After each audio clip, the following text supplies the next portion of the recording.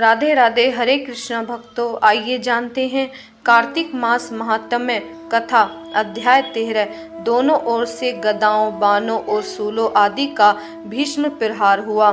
दैत्यों के तीक्ष्ण प्रहारों से व्याकुल देवता इधर उधर भागने लगे। तब देवताओं को इस प्रकार भयभीत हुआ देखकर गरुड़ पर चढ़े भगवान विष्णु युद्ध में आगे बढ़े और उन्होंने अपना सारंग नामक धनुष उठाकर बड़े जोर का टंकार किया। त्रिलोकी शब्द हो गई। प्रलय मात्र से भगवान ने हजारों दैत्यों के सिरों को काट गिराया। फिर तो विष्णु और जलंधर का महासंग्राम हुआ।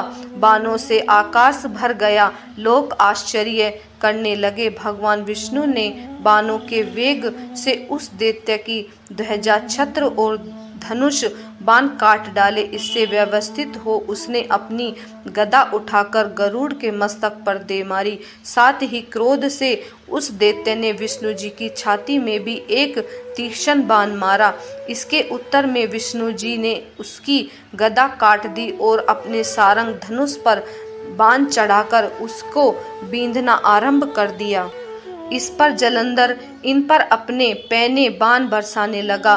उसने विष्णु जी को कई पैने बाण मारकर विष्णु धनुष को काट दिया। धनुष कट जाने पर भगवान ने गदा ग्रहण कर ली और शीघ्र ही जलंधर को खींचकर मारी, परंतु उस अग्निवत अमोघ गदा को की मार से भी वह दैत्य कुछ भी चलामान न हुआ। उसने एक अग्निमुख त्रिशूल उठाया, विष्णु पर छोड़ दिया।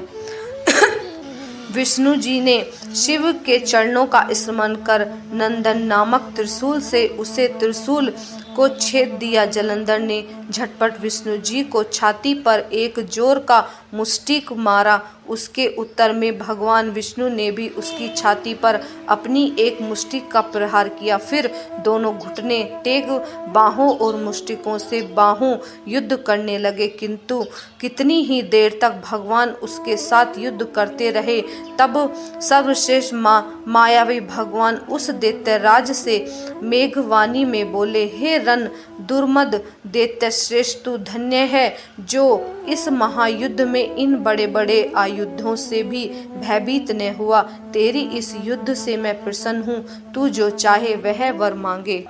मायावी विष्णु की ऐसी वाणी सुनकर जलंधर ने कहा, हे भावुक, यदि आप मुझ पर प्रसन्न हो तो यह वर दीजिए कि आप मेरी बहन तथा अपने सारे कुटुंबियों सहित मेरे घर पर निवास करें। नारद जी बोले, आपके ऐसे वचन सुनकर विष्णु जी को खेद हुआ, किंतु उसी क्षण देवेश ने तथास्तु कह दिया। अब विष्णु जी सब देवताओं के साथ जलंधर में जाकर निवास करने लगे। जलंधर अपनी बहन लक्ष्मी और देवताओं सहित विष्णु को वहां पाकर बड़ा प्रसन्न हुआ। फिर तो देवताओं के पास जो भी रत्न आदि थे सबको ले जलंधर पृथ्वी पर आ गया।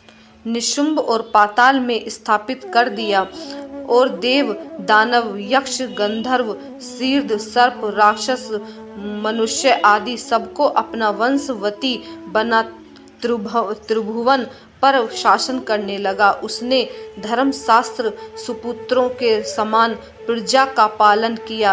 उसके धर्म राज्य में सभी सुखी थे।